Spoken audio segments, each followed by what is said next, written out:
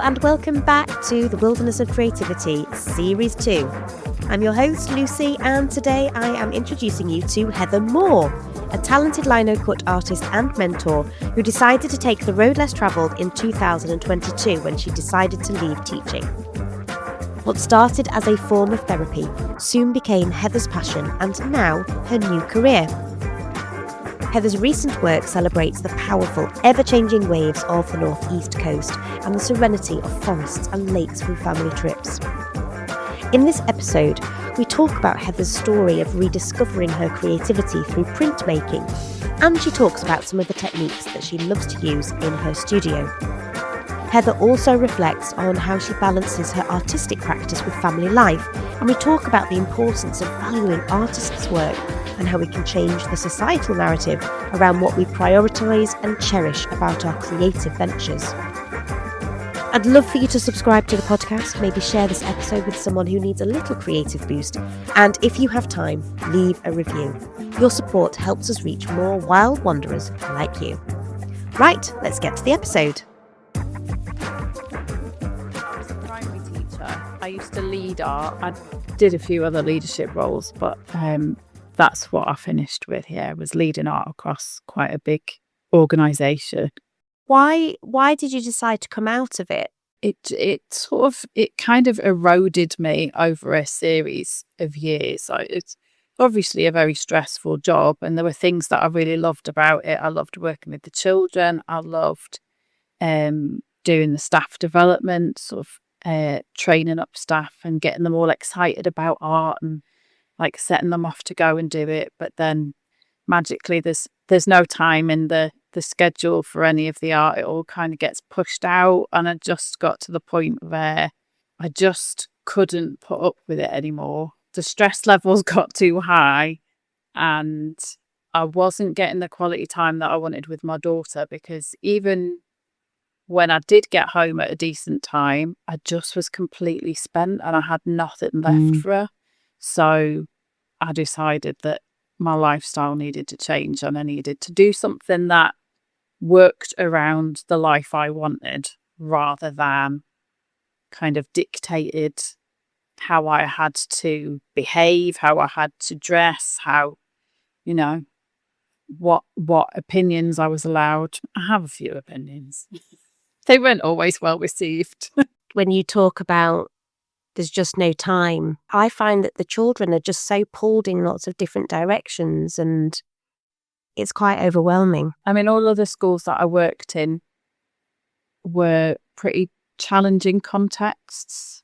In some cases, it was like third generation unemployment, there's high levels of deprivation. I never found that difficult, that side of things, because I knew that I could give so much to these children, and it didn't, as a teacher, it didn't matter where they were starting from, because I was going to meet them there and I was going to bring them on. But everything becomes about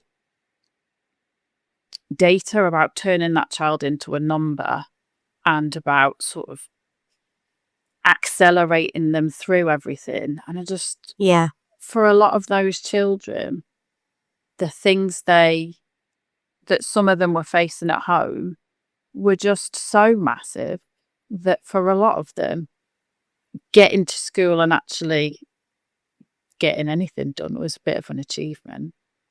So to kind of rush them through academia, try and accelerate them through everything, but then to take away all of the creative side of things and devalue all of that just really broke my heart. Because that's how they access the world, isn't it? Definitely. That's how they process things. That's how they move through the world. And yet somehow we do take all of that away, and we say, no, you need to sit at desks and you need to conform.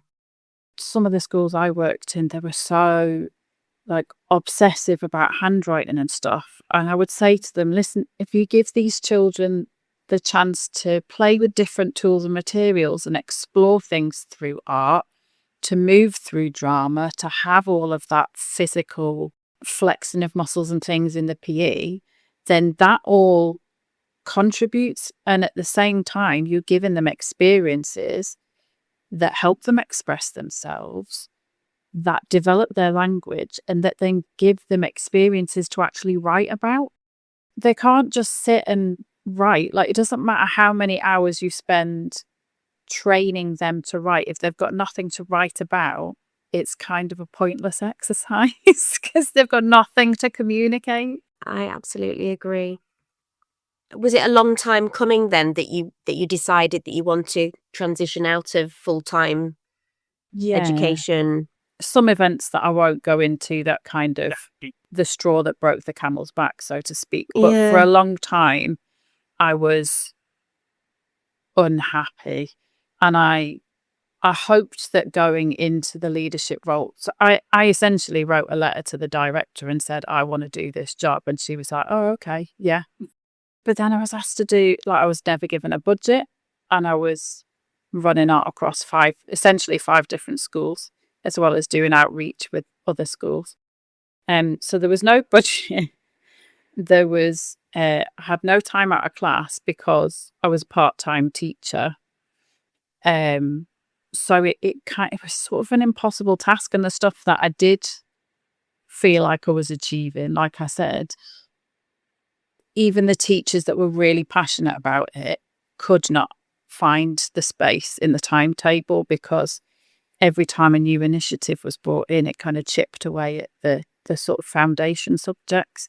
It was 5 minutes extra of phonics a day. It was 5 minutes quick maths a day. It was all these things added up. And we said to them, listen, the number of things that you've put into and it wasn't just one place. It every school I went to Across the board had the same things, and there were certainly different management styles, and there were certain members of leadership that I responded to better than others. I think that's just natural, isn't it? Yeah. Over a long period of time, I just realised that it was kind of eating away at me, and that it was turning me into the kind of teacher that I didn't want to be. And I'd rather move on and let somebody else try and battle that than turn into this kind of like really negative person, because I was taking that home, and that was just not acceptable anymore. I wasn't willing to do that. And when my daughter was 6, when I left teaching, when your daughter starts to notice that you're unhappy and you're stressed out at the age of 6, is saying to you, Mummy, what's going on with your job? And it's like, do you know what? Something's got to give. It's they're perceptive, aren't they? Oh, so perceptive. They feel it, they see it, they experience it. Absolutely. They pick it up. The whole thing. Yeah. So, I mean, she's kind of my mirror. She reflects everything back to me. And it's amazing how much you learn about yourself when you become a parent, because you hear them say things and you're like, oh no, that's me. This is my little parrot. Which it's a learning curve. I'm learning that now. Yes. He'll ask me to do something and I'll say, not right now. I'm just going to be doing this. I just need to be on my laptop, or I'm just going to wash the pots. And then I'll ask him to do something and he'll say, I'm just playing with my toys and I'm just going to put this over here. And I'm thinking, oh my gosh, I say the just. Yeah. I'm just doing this. What makes me really sad though, Heather, is that all of your passion and all of your creativity and all of the love and energy that you wanted to bring to those schools is now no longer there, because you just don't have that capacity to just keep doing it over and over and over and over and over again. You know, something has to give, like you said. It just became really exhausting. I guess it's a caring profession, isn't it? And it's something you go into because you are passionate and because you want to help others. And I think in a lot of professions where you go into that kind of, when you go in with that kind of attitude and wanting to support others, I've seen it with doctors, with nurses, I've had people in the family who've worked with the church, and you just, because you do it because you love it, and the motivation you have behind it, people seem to sort of push you all that much further and expect you to do more because you're a good person, or because, this is what our community needs, and it becomes almost guilt driven to some respect. Yeah, I mean, schools run on goodwill for sure. Absolutely. The number of additional hours that I used to see teaching assistants doing for, quite frankly, nowhere near enough pay for what they do. They are incredible. Absolutely. They're the unsung heroes of education. And then they take work home, and you think, no, like, absolutely stop that. I used to tell mine off for doing that. Like, I don't want you taking laminate and I'll just cut it out while I'm watching curry. Well, no, because that's time when you're not switched off, and it's still like, even if you're just doing something really, not tasking at all, you're still switched on because you're still in that You're still in the headspace, aren't headspace. you? Absolutely. So once you'd kind of decided that you wanted to come out of education, where and how did the peacock and the printmaker come from? I love that name, by the way. It's beautiful. How did that name come about, and how did that sort of idea take fruition? Oh, it took so long. So, I mean, the printmaking itself started as a way to get some creative time for myself once I became a mum. So my daughter she was coming at one-ish, and we went to Open Studio in the Ousburn Valley in Newcastle, which is where my studio now is. I know, it's beautiful. Nice, I love it. full circle. I absolutely love it.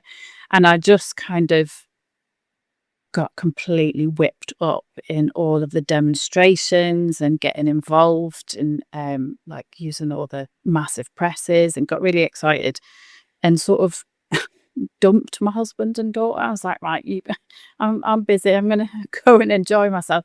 And instantly caught the bug. I dabbled with a little bit of printmaking in college and at university. I just kind of got hooked again, and I hadn't, other than doing demonstrations in the classroom and for other teachers, I hadn't really done any art for almost a decade, because we'd lived down south in a tiny little flat, and I made the excuse that if I got materials out, then I had to tidy them up straight away, and didn't have any space and all the rest of it. And I just kind of got out of the habit of it. So when I went to this Open Studios event, which I'm now part of, which is incredible, I just really got the bug. So I went away and bought myself a lino printing kit, and then proceeded to irritate the life out of my husband by filling the kitchen with prints all over the place and getting ink on everything. So he then suggested we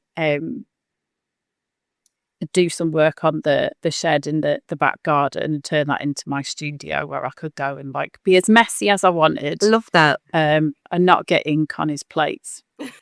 So we did that, and it was still a hobby at this point, but like every time I'd put the little one down for a nap, I would clip the monitor on my apron, and I'd go into the studio and I'd just play, and it just was really lovely.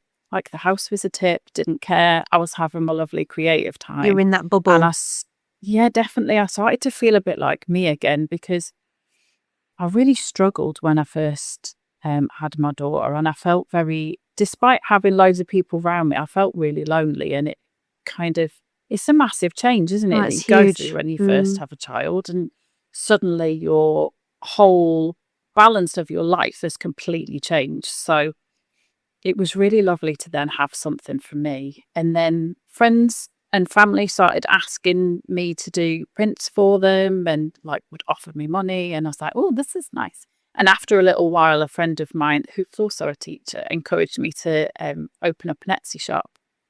So I very much credit my friend Rachel with actually getting me to start business. Wow. Shout out to Rachel. Shout out to Rachel. Rachel is amazing.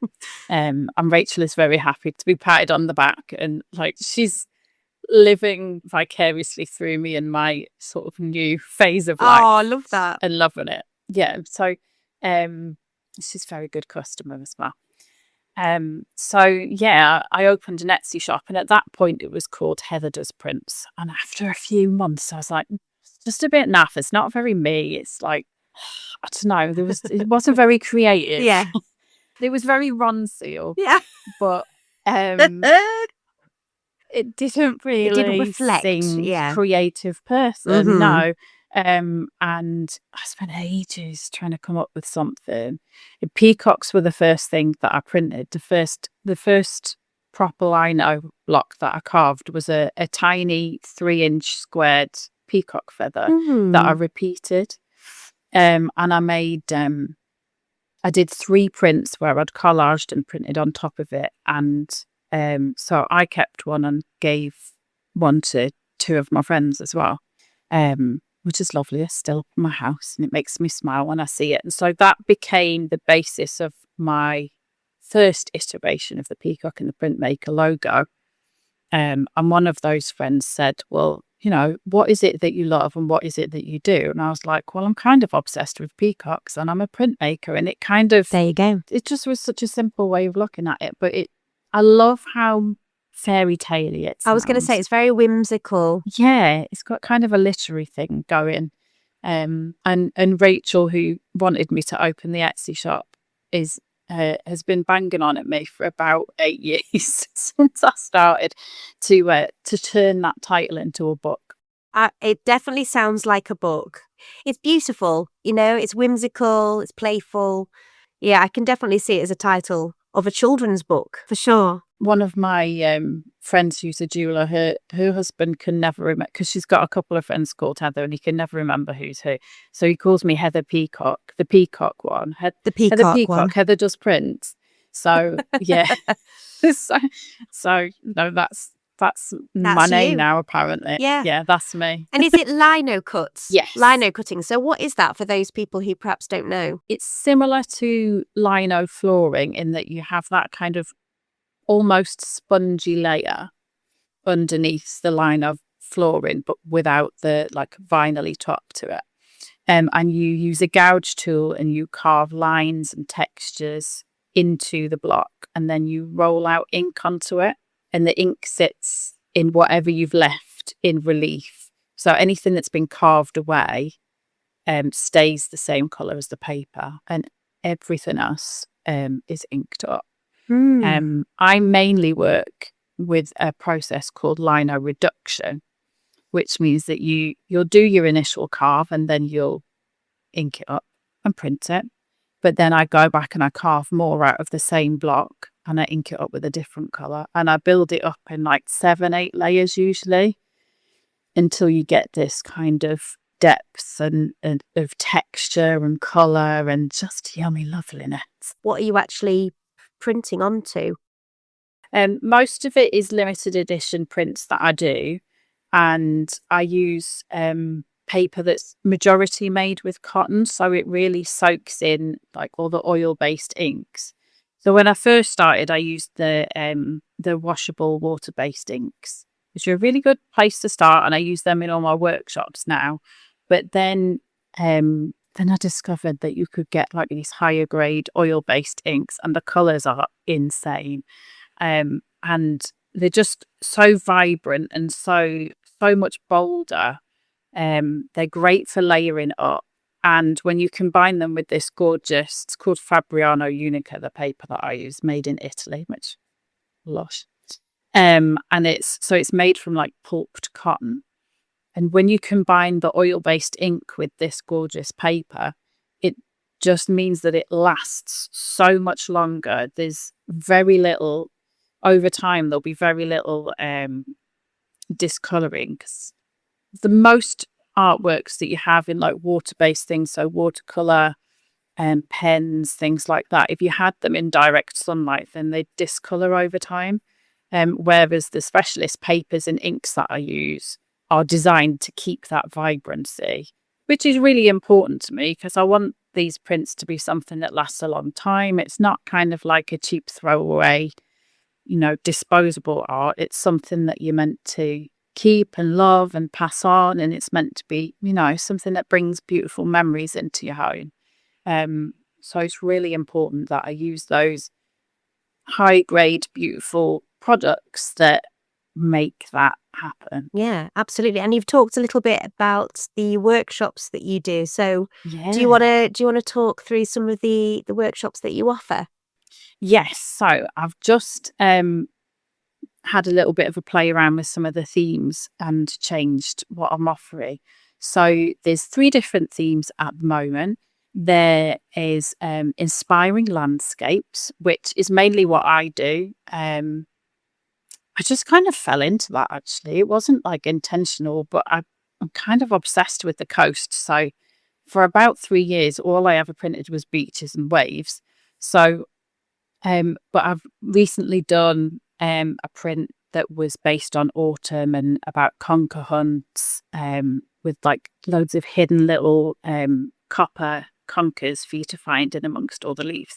So yeah, you come for a couple of hours and I take you through like the basics of using the tools, how to design a small piece, how to carve it and get some beautiful textures. And then we spend the rest of the time playing around with colour. So we tend to start with just like a basic colour, just a flat one, but then quite quickly I get very excited and I show you how to do colour blends, how to apply colour in loads of different ways, like even down to fingerprinting it on there just to get like little highlights and things. And just, yeah, I mean, colour's really important to me. So it's important that in the workshops that kind of comes across.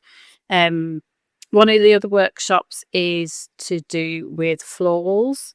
Yes, I So can see just yeah, behind you. some of my favourite prints have been florals too. And I love how kind of you can go overboard with the colour with the florals. So, and you can also like kind of make it up. Like, I take my inspiration from the world around me, but one of the great things about being an artist is that you interpret it in your own way, and it doesn't have to be like picture perfect, if you like. It's how you see the world. So I try and encourage people to lean into that in the workshops, because a lot of people turn up and they're like, oh, I can't draw, I'm not good at art, blah blah blah, and they all go away with a different attitude. So that is my aim, for you to go away feeling more confident.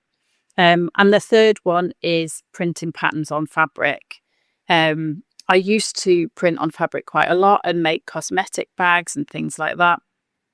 And it just like, I couldn't sell them at the right price for the amount of time that was going in. So I do that through workshops now instead, because it's still a really fun process.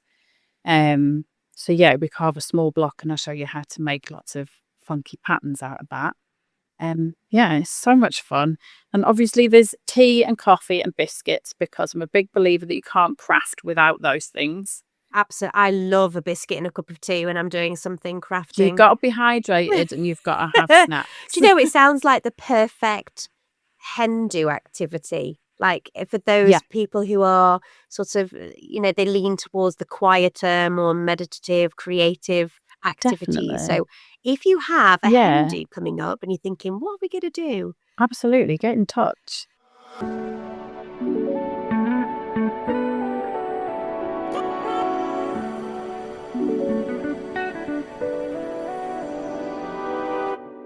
So you've talked about actually having your own studio now. So what Yes. do you have in your studio? What's behind you? And what do you love about this space? Because I think having a space that's dedicated to you and your creative practice is so important, isn't it?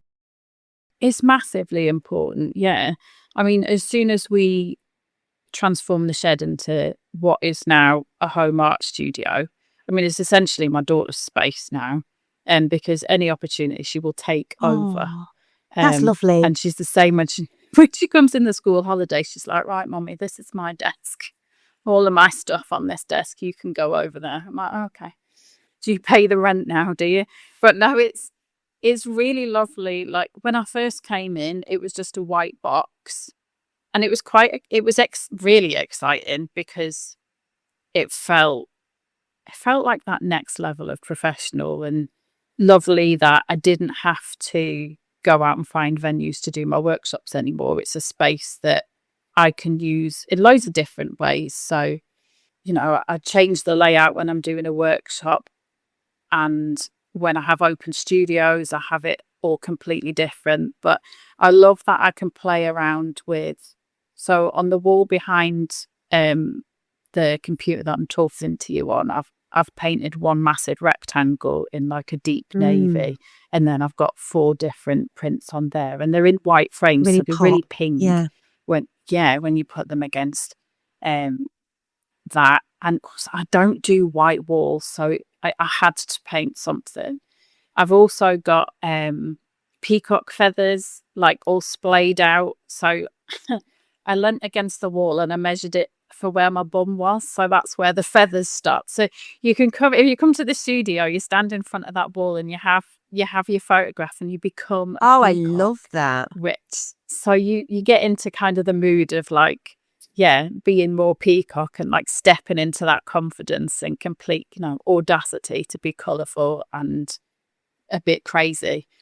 And more recently, to the left of my printmaking table, which is like never going to be white again, but this is good. I don't like white. I've put up 3 shelves to display some of my work, but I also painted like a massive blue circle behind it. I've just written a blog on how I set that feature wall up because, again, it was another white space on the wall and it just was making me a bit sad. So I painted it. And it didn't take that long to do, really. It's just 3 IKEA shelves and a tester pot of paint. And now I've got more space to put stuff up. So when people come in and visit, they can have a good mooch around. It kind of inspires them a little bit. And also when I'm making my Instagram content, I've got different zones in the studio to play around with. So it's my happy place. It's my little haven. If I'm feeling sociable, I leave the door open. If I'm not, I just close the door, whack up my music, and get stuck in. And the people in the building are really lovely. And when we have open studios, we have lovely people coming and visiting. It's just really nice to have gone from like 8 years ago when I went to that open studios to now being well established in a studio of my own in the same sort of area and being part of that incredibly inspiring community. Because whether you want to be a professional artist or whether you just want to enjoy art or kind of dabble in it for a hobby, it's such a wonderful place to come and visit. I love going and nosying around in other people's studios. It's incredible. And I love the smell of it.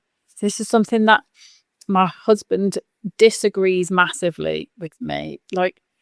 So in the house or in the garden studio, it used to get quite cold. So I had a space heater, but it didn't really, do the job so well. So I used to put my lino on the radiator in the winter just to soften it up a little bit, makes it easier to carve. He hated the smell. Oh, whereas I love the smell of oil paint. I love anything artistic or like sawdust or anything like that. So anything that reminds me of my high school art class or my dad's garage. I love those smells. I'm such a sensory person where that just like completely takes you back. Does my husband's head in. So it's quite nice. They now got somewhere special. And, I was wondering whether you had a space that you felt at home in, other than just being the family home. And you mentioned your dad's garage there. It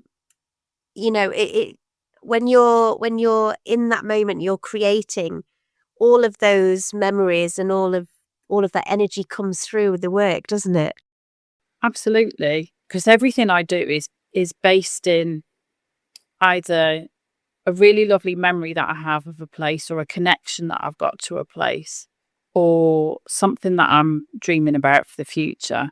So I'm working on a print to do with Paris at the moment because that is it's a place we're planning to go. My daughter is obsessed because one of her favourite cartoons is based in Paris. So naturally she has to go. And my husband and I went quite a long time ago, but it was just like for a few hours before we went to Disneyland because we are massive children. So we're quite looking forward to going and like doing Paris Yeah. properly, and like I'm gonna have champagne. He doesn't drink. I'm gonna get stuck in. It's like manifesting. It is absolutely manifesting. Like the bee print that I did years ago was I made that just after the Manchester bombings. One of my brothers lives in Manchester. And that was one of the scariest nights of my life. Like just not knowing what was going on. The hibiscus print that I did, I created. So I took my watercolors away with us when we went to Spain on our first holidays, like a little family, when Maddie was about 2. And there were just the most gorgeous flowers everywhere. There were hibiscus flowers in just all the colours of the rainbow, and they were massive. So over a few nights, I did this watercolour in my sketchbook. And when I came home, I turned it into a print, and it's got like 5 different layers in, maybe 8 colours, I think it's got. And that felt like a bit of a turning point in how I created my artwork and in like the layering and the kinds of colours I was using. But again, it was based in that lovely, happy memory of going away with our family and having that special time, just the 3 of us. So, yeah, it's when I'm creating work, it's I'm enjoying the nostalgia or the, like you say, the manifesting of looking forward to something. And I really hope that comes across and that people get that feeling when they take it home and they put it on their wall, because art is such a personal thing and it's really special. And it's one of the reasons why I make really small editions as well. So I don't, for the last maybe 5 years, I haven't made any more than 10 of a print, other than for specific submissions that where we've been. I did a 2020 submission where we were asked to do 25 of a print, but that was for a specific project. But I like to keep them really limited And manageable, I suppose, because life's busy, isn't it? And I think, it's whatever creative outlet or expression you're kind of exploring, it has to be, you have to be able to manage it, I think, especially if you've got a family or you're working full time. But there's just, I don't know, I put a lot of pressure on myself to be doing absolutely everything.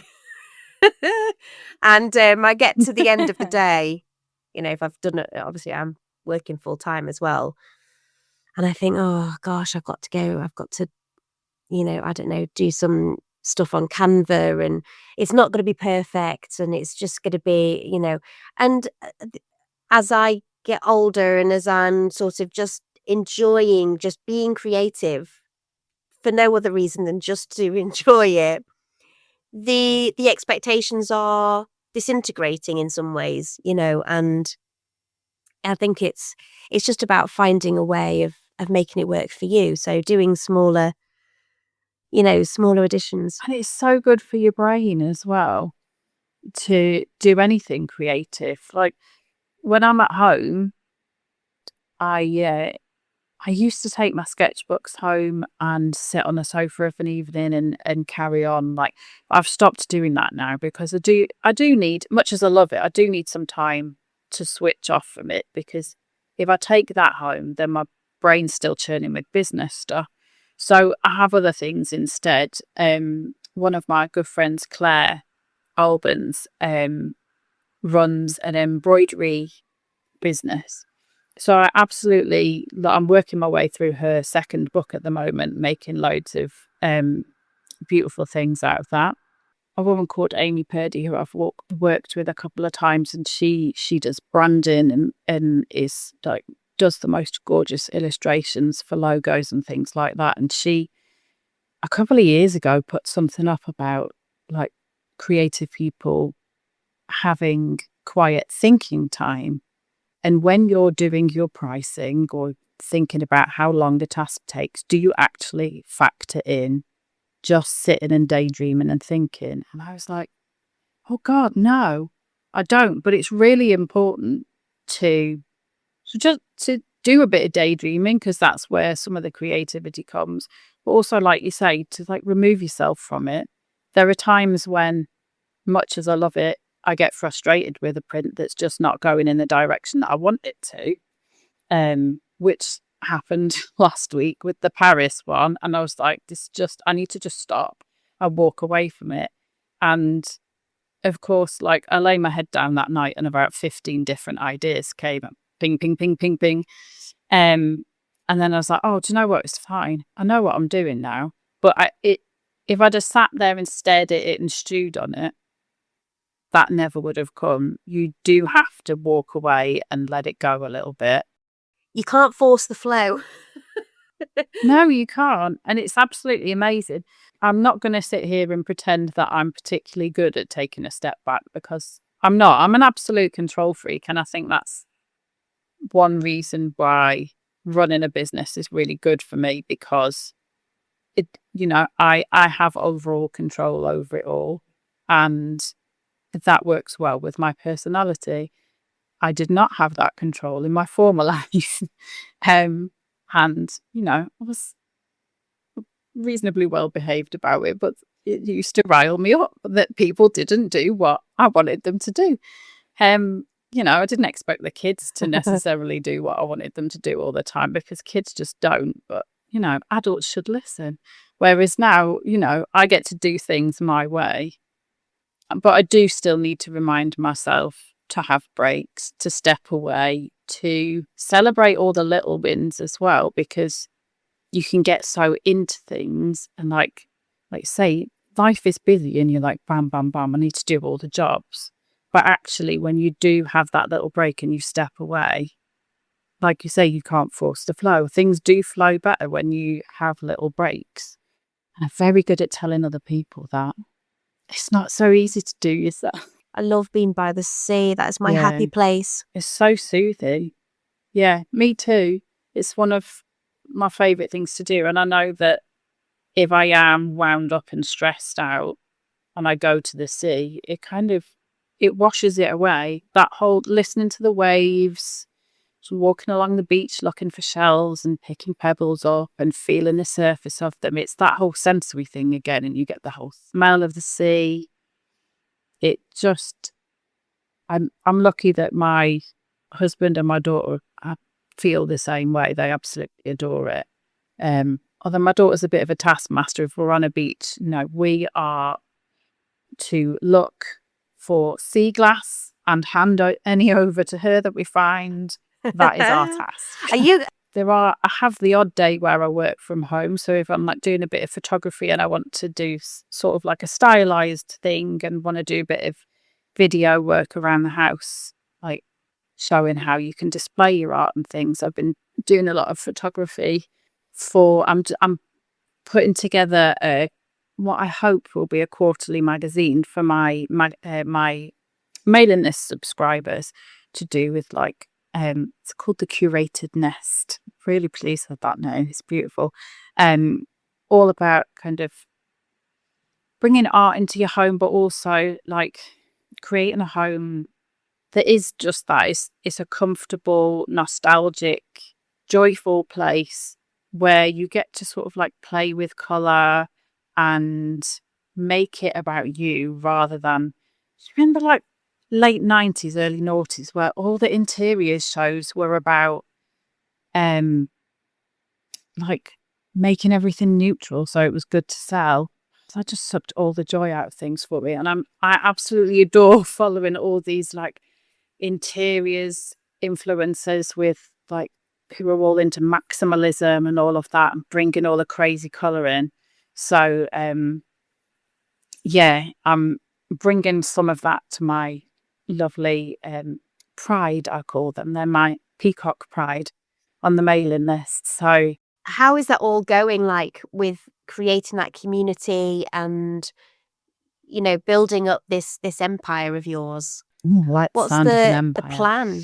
One of the things I'm really loving doing at the moment is working with a few charities. I've just today finished a long project with the East End Women, as the name suggests, based in the East End of Newcastle. And it's there to support women in various different ways. Some have had traumatic things happen to them, some need a community to be part of. So I've been running like art projects. I've taken them through loads of different forms of printmaking.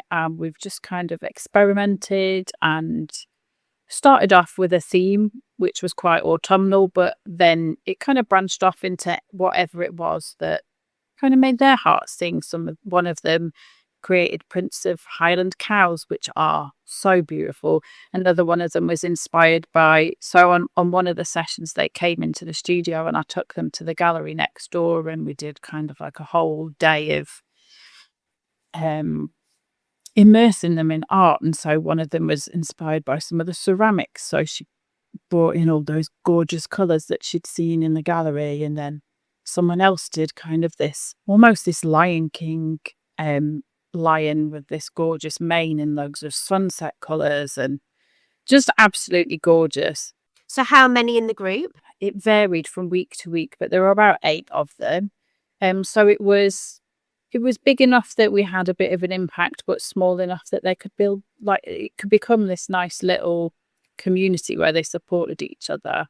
And the art was kind of just the vehicle, really, to bring women together. They do all kinds of things at this charity. They run a food bank, they do woodworking classes, they do like all kinds of things. There's like a seamstress that works with them, shows them how to use the sewing machines and things. There's a whole gardening project that they're doing. They've just transformed a double-decker bus into like a greenhouse type thing. And then they've got, so in the long term, we want to get some funding so that we can set up a proper art hut where these ladies can just come and get the keys. And when they find they've got a bit of time or where they need some time out, they can just come and have that creative space. So that's the long-term That goal sounds for kind of the charity amazing. work side of things. We'll put the link to the charity in the show notes as well, so people can check that out. Yeah, definitely. Thank you.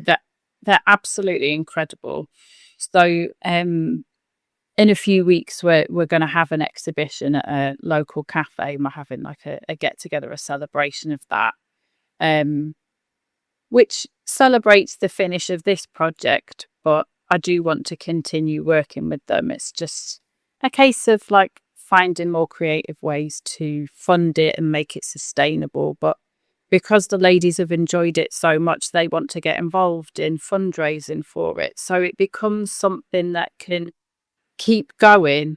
They're all quite sad that it's finished. And I was a little bit bereft, to be honest, by the end of this session, because I love doing it.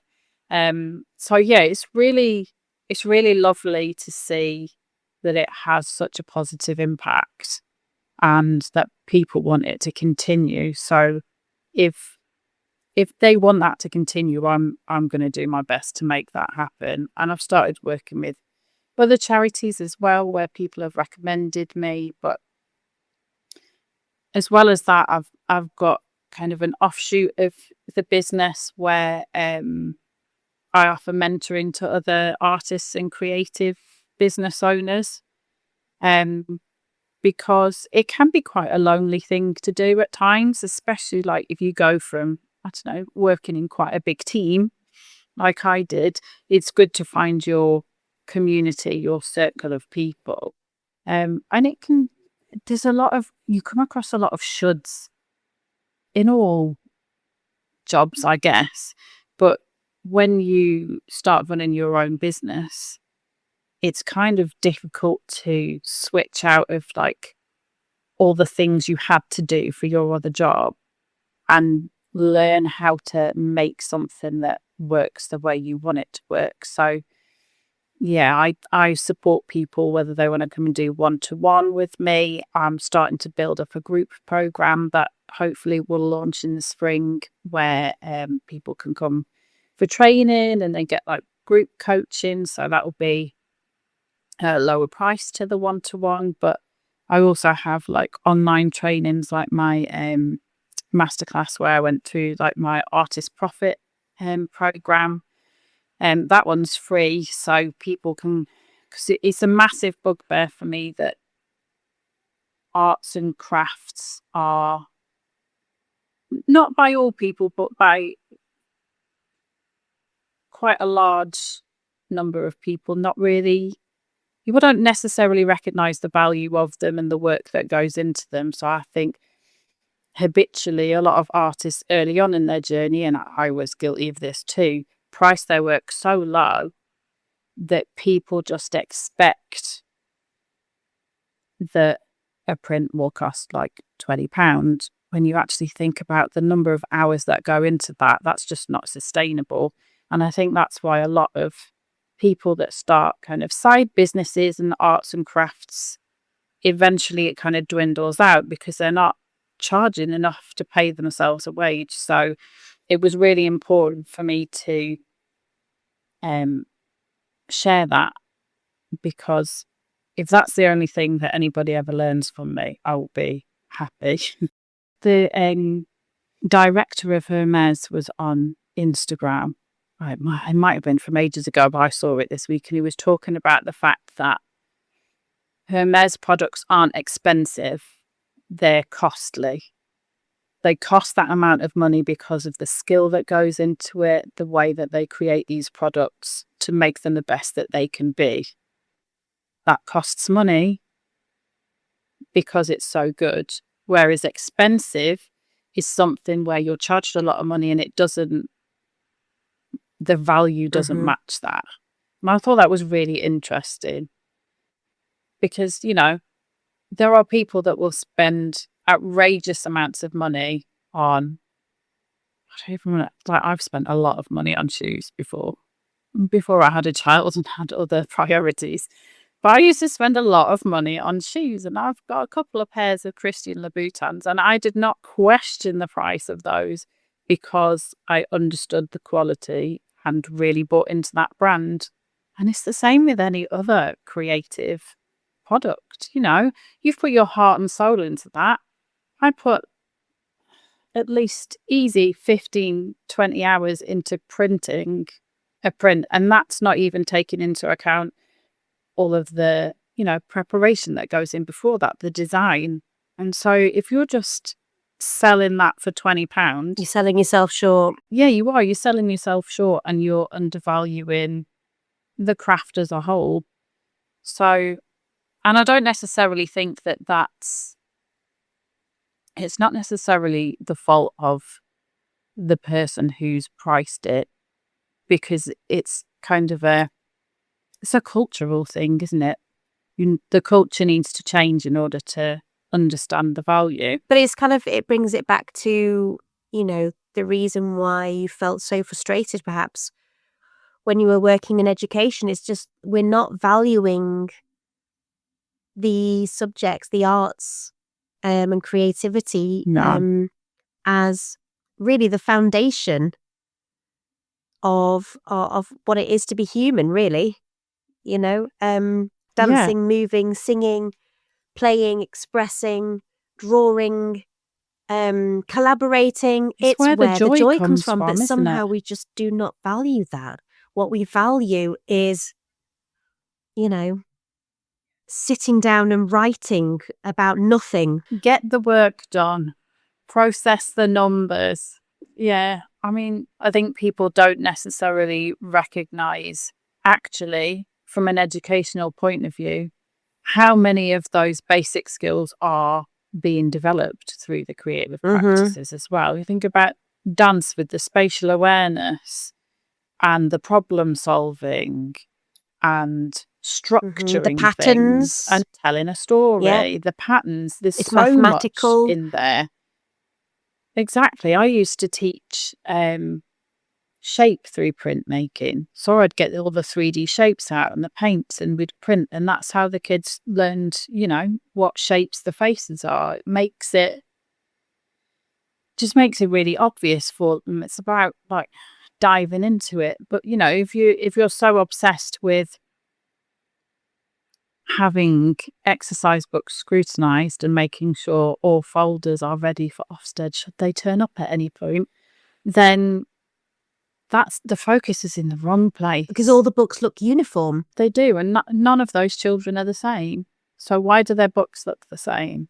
Why should their artwork look the same? I once walked into a classroom and an absolutely wonderful teaching assistant who I had a lot of time for had let a child walk away and was adjusting their collage so that the pieces were all in the right place. And I was like, what do you mean in the right place? Oh, well, it doesn't look like the other ones. I was like, because that child isn't like the other. Why do they need to look the same? Oh, well, we were all inspired by the same thing. Yeah. Everyone that comes to one of my workshops starts with the same information, the same blank piece of lino. They get the same inks to use. Not one of them walks out having made the same print, and I wouldn't want them to. It's a reflection of who you are, of the experiences you've had, and how you want to communicate that with the world. It's an interesting one. I'm actually going to be interviewing Lucy Williams, who is going to be talking to me about how we assess creativity in education in the next few weeks. Yeah, so it'd be interesting to find out, her thoughts, her insights on that. I think if the education system can solve that, then I think the creative subjects have got more of a chance of being given the time of day again, because a lot of the priority is given to the subjects that show progress in a data-driven form.